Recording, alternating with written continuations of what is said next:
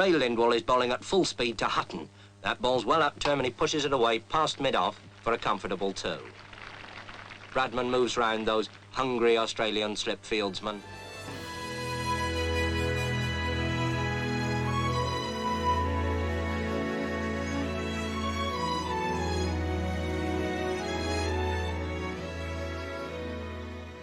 My name is Richardson, and I happen to have been born in Britain. All peoples have their peculiarities and their enthusiasms. We are no exception. One of our enthusiasms is a game whose cause is served by experts and by those who only stand and wait. And while they wait, certain preparations, solemnly proceeding during many hours, reach their climax.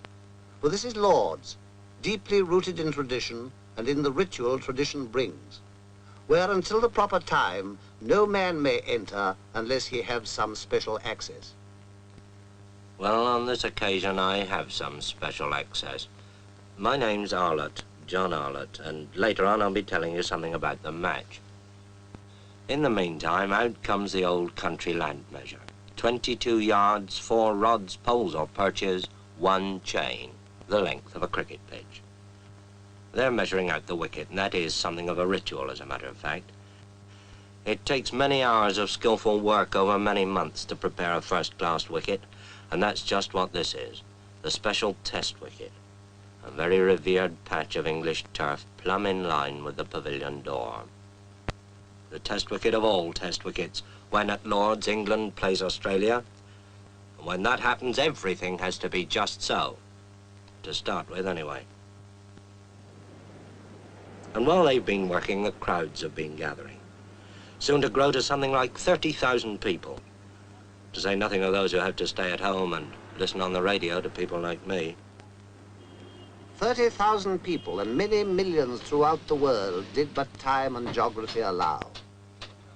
This game called cricket had its origin in quiet places and lives on in equally quiet places, deep in the hearts of those who love it.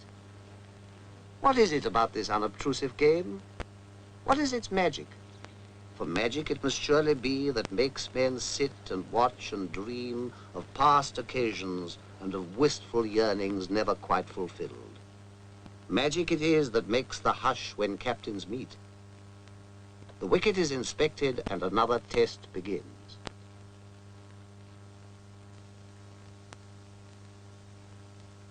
Don Bradman wins the toss for Australia, and Australia are going to bat. They're going to get first use of this good wicket. And here's the England side coming into the field. Yardley leading them, and here's Tom Dollery, Jim Laker, Dennis Compton, and Douglas Wright of Kent at the end. And then, out of the pavilion gate, come Australia's opening pair, Barnes and Morris, Morris in the cap. And Alec Bedser of Surrey begins the bowling from the nursery end. Fast medium right arm comes in, bowls to Barnes outside the off stump, and it bounces off Evans' pads. Bedser again. Bowls again to Barnes and again beats him outside the off stump. And the first over's a quiet one, a maiden. And Alec Coxon of Yorkshire bowls the second over from the pavilion end. Elbows well out, comes in, bowls to Morris. Morris forces him away on the onside, and the Australian innings is underway. The first run's up on the board. And so another historic test is underway, watched by the press of half the world, watched too by appraising eyes in the pavilion, eyes that have seen many a cricketer come and go. For here in the long room at Lord's, criticism is restrained, praise is brief, and only sunny days and history are long. Here are pictures that have captured in eternal attitudes the beginnings of the game, showing the essence of this thing called cricket, all thought and spirit concentrated on a square of green, a subtle battle between a slice of willow and a round of leather. Days of 2 stump wickets, when bats were curved and the scorer kept the tally with notches on a stick. Paintings of village greens in days when cockfighting was rife. Pictures of the high noon of Victorian peace, when cricket had become part of English education. And Lord's itself in 1837, then and today, the acknowledged home of cricket.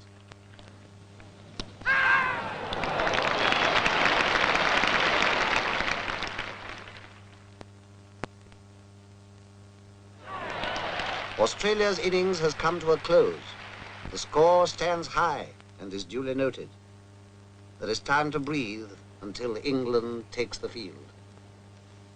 Now, cricket in the hands of the experts, more than a game. It's a craft at least, almost a science. Let's ask an expert, Bert Rhodes of Derbyshire, to bowl us a leg break on this demonstration wicket. Now, there's the spinning finger, the third one, see, cuddled close against the seam. It comes up. Now, this is the perfect leg break. Watch where it pitches. Just outside the line of the leg stump, and it turns enough to beat the off stump. And now, the orthodox, the natural break, spun off that index finger, the off break.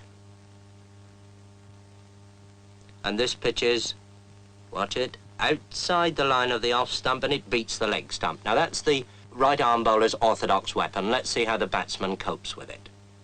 As the ball comes down to him, turning into him, well, all right, he just lets it hit the bat. And that's why short-leg fieldsmen were born. Well, perhaps attack's the best method of defense. Down comes that off-break again, and the batsman hooks it hard and high over those short-leg fieldsmen, but not over deep square leg. There is a way of doing it, of course, over the ball as it moves into you, and push it away along the ground, as Edrich does this ball from Lindwall, playing it to Barnes. When England are 27 for 1, which is nothing for Englishmen to be very happy about, and Ray Lindwall is bowling at full speed to Hutton. That ball's well up to him, and he pushes it away past mid-off for a comfortable 2. Bradman moves round those hungry Australian slip fieldsmen, and Lindwall, in one of the finest spells of fast bowling seen in England since Larwood, bowls again, this time to Edrich, and Edrich pushes him away out into the covers, quite safely.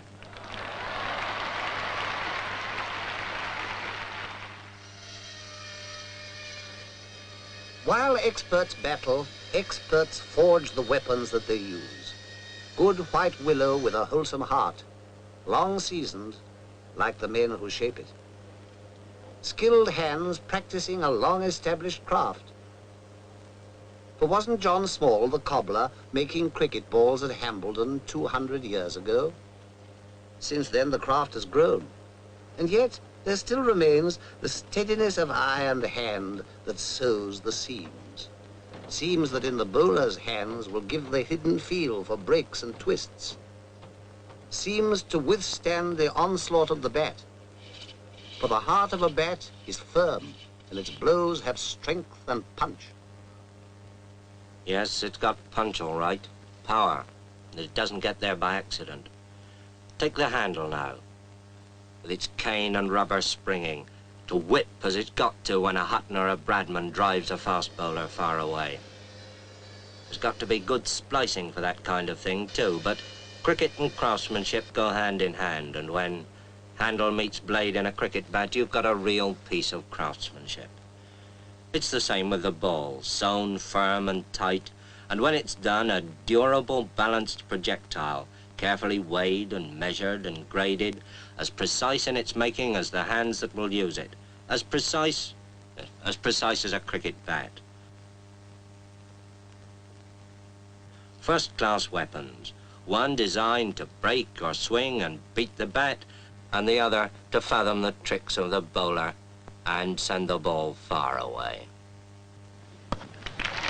And it takes Doug Wright at number 11 with a wild swing over the bowler's head, sky high up there into the long field, to save England from the follow-on.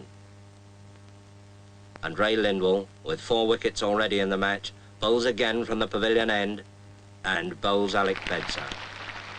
And England are all out for 215, 135 behind Australia on the first innings. There'll be some long faces in the printing room at this news. There's quite an organisation down there. They keep abreast with the play, recording the fall of each wicket and the scores, so that late arrivals can pick up the score in detail straight away as they come in. With Australia 135 in front, they'll probably think that's a pretty sad 3 pennyworth. But now Australia have started their second innings. Bedser bowls to Barnes, his in-swinger, and Barnes puts it away, down to long leg. Round comes Hutton, fielding at long leg, and there's that quick low throw to Godfrey Evans. And now Wright bowls to Morris, and he's out.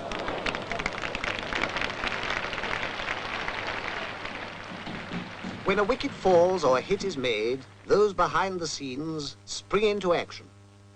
What they record will go speeding over land and ocean. When a batsman strikes, the whole world outside will want to know the score.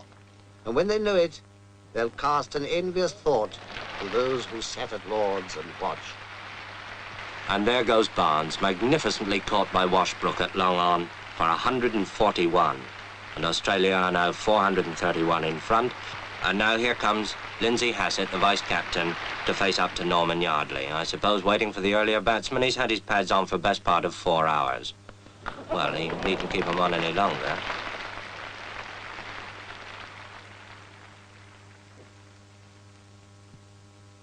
Meanwhile, the Don bats on. Don Bradman, on his last Test tour and playing his last Test innings at Lord's.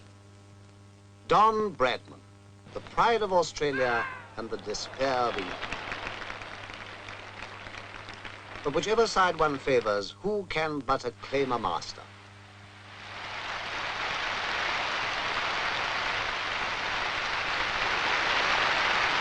Bradman, whose name now joins the golden pageant. And it is a golden pageant. Let's look at just a few of them. Silver Billy Beldam of Hambledon, who in the 1780s became the first great batsman. William Lillywhite, the nonpareil, the man who changed bowling from underarm to round arm. William Clark, the one-eyed Nottingham bricklayer, who with his All England 11 spread the gospel of cricket all through the country. The Lion of Kent, Alfred Myn, the great fast bowler of the 1840s and 50s.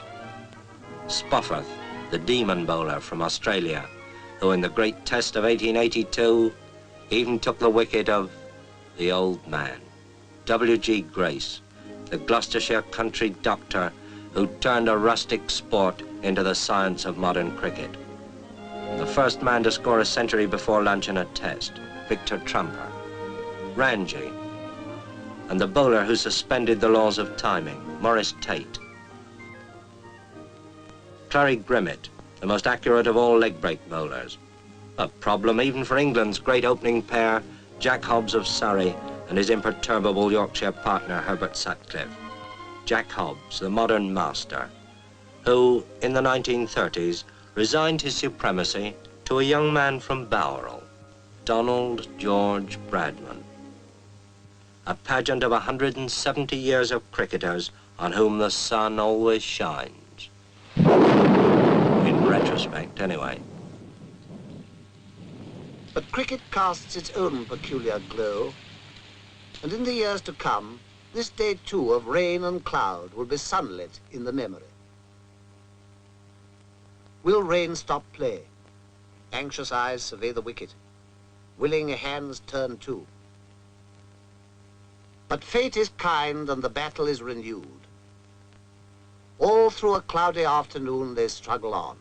The English batsman extra careful, heavily conscious of each wicket as it falls. England want 596 to win and Hutton's out for 13, and England 42 for 1 wicket. And now Toshak bowls to Edrich. Ian Johnson catches him at first slip. Edrich is out. England 52 for 2 wickets and in trouble. That'll hurry 'em and depress 'em in the printing room. Well, with 2 wickets gone for 52, England are in a lot of trouble. Indeed, almost everything depends on the man who now comes out of the pavilion.